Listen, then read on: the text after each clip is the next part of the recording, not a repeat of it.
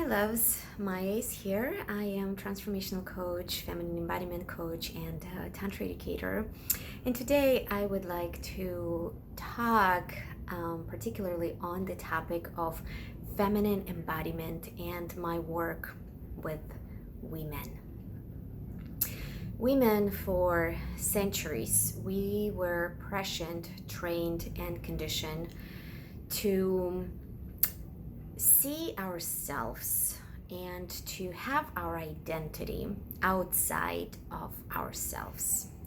We are conditioned to link our value to people and things outside of ourselves.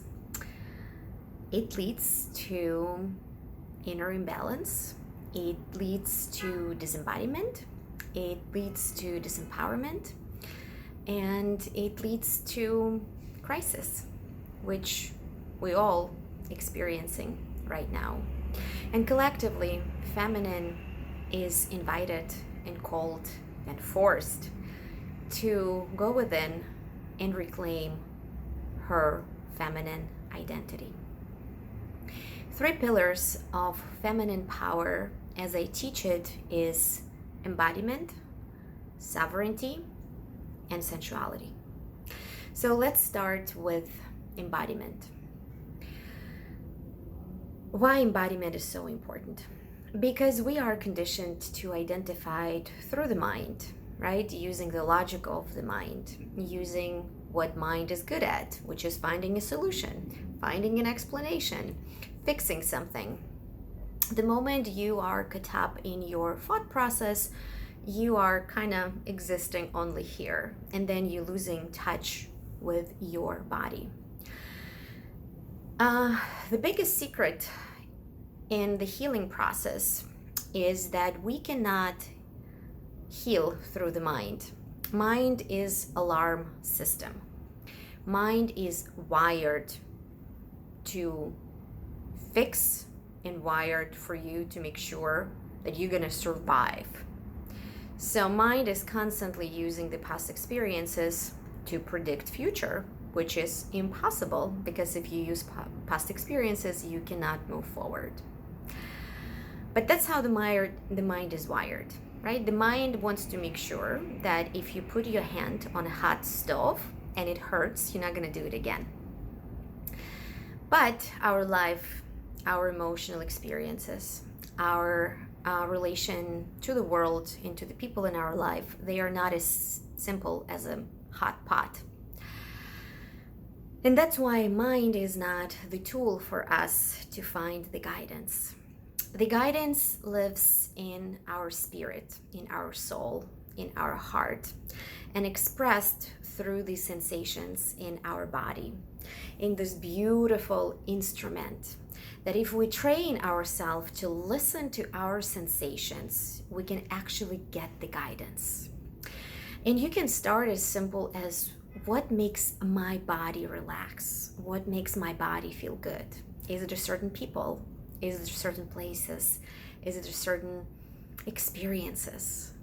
And then trust this feeling and try to get yourself more of those sensations. And if something makes your body feel stressed and feel more stiff, right, and kind of have this discomfort, maybe even pain, observe under what circumstances, around who, why, how. Get curious and listen to the sensation, listen to the wisdom. Those sensations is our clue. Sometimes we can call it intuition, we can call it God, we can call it that just inner knowing. But the formula is simple. What feels good here, in your body, in your heart, this is something that you need to pursue. No matter what your logical mind is telling you. And I can give you a simple example that I wanted at some point in my life to get a better corporate job when I was pursuing that dream, which was never true to me. My body never felt good in any type of a corporate environment, but I didn't listen to my body at that time. I was very much living in my head. And I pushed myself to do it. And I took a very good corporate job, very fancy corporate job at a very well-known company. But I had to be at work at 6 in the morning. And I'm not a morning person. And I pushed myself to do it, and I was miserable for a year and a half. Logically, that was a good decision. But that was not my path. That was not who I am. That was not what I am. So just one teeny tiny example. There's so many other examples, and you can reflect on your life, and you can start paying more attention. What is it that I'm feeling? What are my sensations? And I often recommend my private clients to actually have a journal of sensations. Journal every day what feels good and what feels bad in your body, regardless of what your logical mind is telling you. So that's the beauty of embodiment practices, is that we're taking power away from the mind and we start experiencing life through our sensations. The more attention we pay to those sensations, the more we connect it to our heart, the more we connect it to our feminine energy and our feminine essence, and the more joy, ease, and abundance we attract to ourselves. Because feminine energy is a constant flow, right? Feminine energy, if there is any blocks, if there is any discomfort, that energy will be kind of like pushed down, that energy will be blocked, that energy will be stuck in a way. And as women, if we not running our feminine energy, we don't have our power. We don't have this power to attract, to inspire, to radiate. We kind of, feeling being squeezed and suppressed. And for the most part, we're doing it to ourselves, following the mind narrative of what had happened to us, the conditioning that society, our parents, our experience put on us, and feeling completely disconnected, disembodied, right? It's like, I am here, but I am not. I am not sure who and what I am. Any type of labeling, it's a blockage for the feminine energy. So if you want to tap into your feminine power, you need to start the process of unlearning, identifying through the mind, and learning to follow the sensations and allow sensations to run in your body freely all the time, without picking comfortable or uncomfortable, just with the curiosity, observing those sensations and following the guidance. So that's the beauty of embodiment practices. Second pillar of feminine power is sovereignty. What is sovereignty? Sovereignty is your ability to take care of yourself. It's your ability to put your needs first. Not your husband needs, not even your child needs, not your parents' needs. Your needs first, and then everybody else. And what I mean by that, it's not that ignoring your duties as a mother, as a wife, as a daughter, as a friend, etc. But before you start taking care of everybody else around you, you need to take care of you. It can be any form.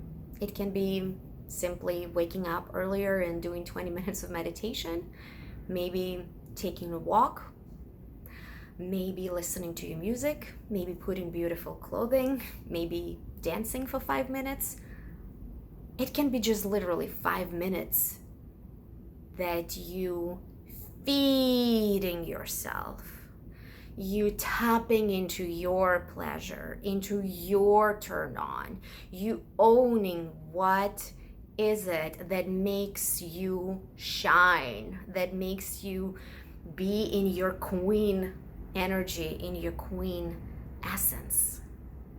This is you taking care of you. And if you're tired, You're not ignoring that you're tired. You're figuring out how you can take care of you being tired, right? Like how you can communicate it to other people, how maybe you can find a compromise. It's you paying attention to you, because if as women we self-abandoning, this energy is in our field and we attracting the relationship partners in our life who is gonna reflect and mirror us back our self-abandonment through them abandoning us and through them not showing up. And this sovereignty piece is extremely important, because by honoring ourselves, by taking care of ourselves, we are holding our power here. And whoever holds their power within, whoever owns their power, this is the most magnetic, the most attracting person. And as women, you can imagine that you're going to inspire men to show up for you. You inspire a man or your partner, whoever is channeling masculine energy in a relationship, holding masculine pole in a relationship, to provide for you, to give you even more juice and joy in your life. So this false story that we have in the society, that there is a white knight who is gonna come in and give you a kingdom, this is the most biggest toxic lie. And this is a very vicious and very dangerous conditioning that we carry within, and unfortunately we carry this ancestral pain around this particular engagement with the people in our lives, and especially in our personal relationships, because we don't even know what is it that we need, and we don't even know how to give it to ourselves.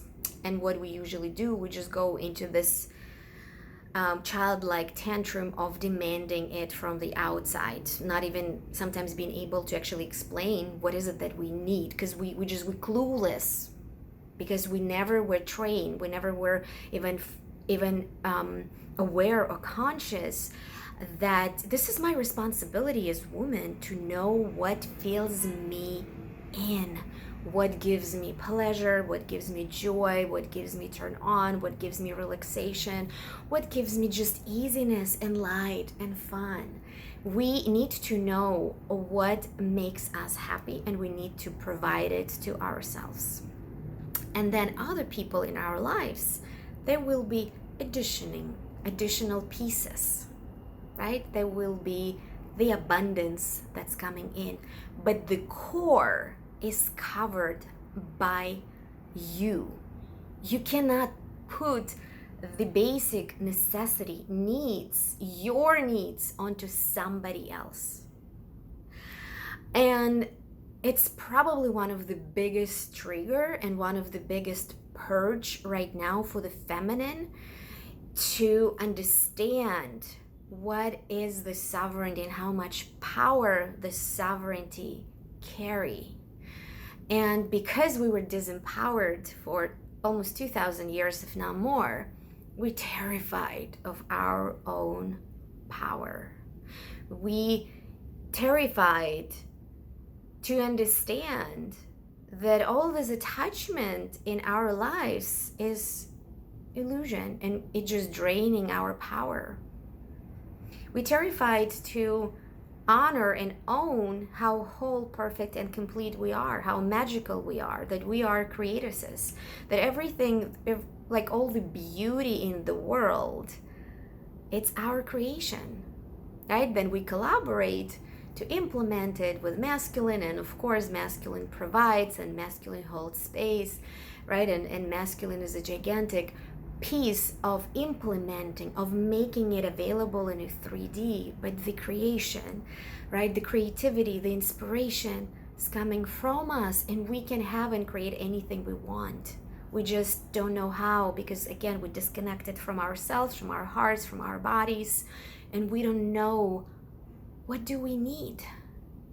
And it can be different for every woman. It's not a set of similar things. It's very unique, it's very different, and it's your responsibility to know your pleasure, because pleasure is the key. It's that fire for the feminine. It's that zest, right? If there is a fire, if there is a zest, there is life and there is creation. This is our power.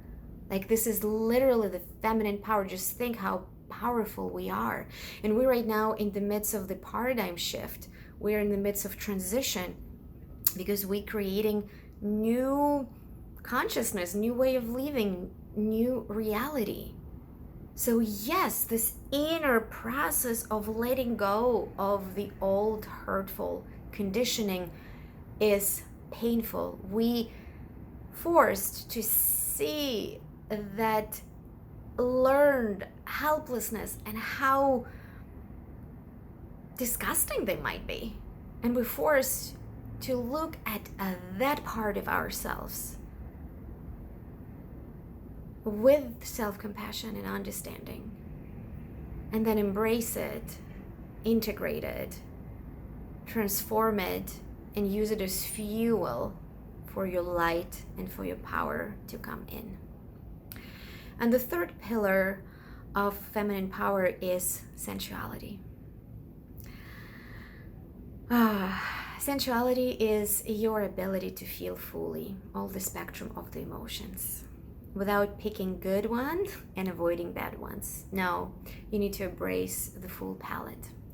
And when we hit the painful experiences, right, and our mind is automatically giving us, and especially our ego, right, because ego wired to protect, to make sure that you always have stuff to survive, which is a good in a small doses, but it's not good when it's, ruling your life. Because possessiveness and attachment, it's a source of suffering, because possessiveness usually linked to the energy of luck. And energy of luck, it's a low vibration, and it's scarcity, and it's discomfort, and it's basically a vicious cycle. And this is the cycle that we're breaking, and we're moving into the sense of abundance. And so our mind, right, would usually sense us that this is painful, this is unfair, this is bad. And if we not train our body, our system to feel it fully, then we usually stay at the tip of the iceberg of the experience, and then this experience kind of start being trapped energetically in our body, in our energy field. And it's like nagging. It's like the sensation of nagging, where you're not fully processed it because it's uncomfortable, but it's kind of, you kind of can live with it. And this gives that sense of mediocrity. It gives the sense of being tied down, and sense also of disconnect, because there is this emotion that I don't want to engage with. So it brings a lot of discomfort. So sensuality is ability to feel, to trust your body, to trust your system, to trust life, to trust the experience, to just simply pass through you without identifying with the particular emotion, experience, situation, trauma. You just allow this pass through you. And the more you have the ability to feel fully everything, the more you engaged with painful parts of your life, the more your body will open up for pleasure. A lot of clients who is coming to me to learn tantric practices and to reconnect and reclaim their pleasure, their orgasmic energy.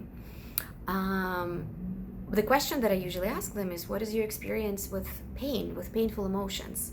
Because if we shying away, if we're running away from the painful emotions, the body is not going to open up for pleasure in full capacity. So those two are linked. Sensuality helps us to rebalance our inner duality and duality in our world. We're always going to be living in duality-based world, and we cannot change it, but we can repattern how we engage with those not so pleasurable experiences and see them as a whole, right? As a part of what makes us humans, as part of what makes this experience the most beneficial for us. So sensuality is working on capacity of your body and your heart to hold all the spectrum of the emotions. And then the more you're comfortable, the more you're skilled how to transmute negative feelings and negative emotions, the more sex magic and orgasmic energy is available for you, which is a magical tool on its own, which is available only when you fully embrace everything, each part of you, each part of your experiences. Where you fully integrated sexual energy, sexuality is such a fuel to bring so much more fire, zest, joy, and pleasure and magic into your life. So that's all that I would like to share on the power of femininity, feminine embodiment, sensuality, and sovereignty. I am offering courses. I'm offering transformational courses where there is a very precise agenda and practices, and the most important thing, sisterhood. We learning to amplify our energy, our feminine power, and then create magic, transmute, transform, alchemize. So you can check the information below. Feel free to reach out with questions if you want any type of a consultation. I'm also offering one-on-one coaching within my group courses. You're gonna have either one session or two sessions during the course. So it's a transformational journey within a container with like-minded sisters. What can be more magical and more powerful? I am here and always available to support you on your journey in any way I can.